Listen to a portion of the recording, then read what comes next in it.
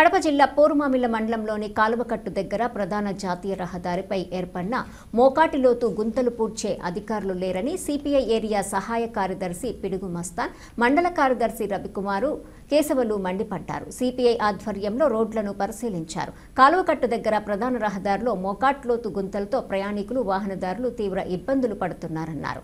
జాతీయ రహదారిపై ఇంత గుంతలు ఉంటే రాత్రిపూట వాహనదారుల పరిస్థితి ఏమిటన్నారు. ఎప్పటికైనా రోడ్లు, భవనాల శాఖ అధికారులు మరమ్మతులు చేసి ప్రజల ఇబ్బందులు తీర్చాలని కోరారు.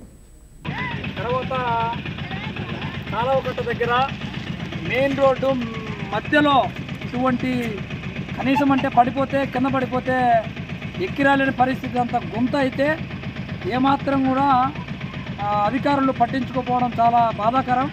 ఇక్కడున్న పిల్లలు కూడా చాలామంది, ఇక్కడ ఊరుంది, గ్రామం ఉంది. ఇటువంటి పరిస్థితుల్లో కనీసము దానికి ఒక తారేసి ప్యాచ్ చేయడానికి కూడా వాళ్ళకు సమయం దొరకలేదు.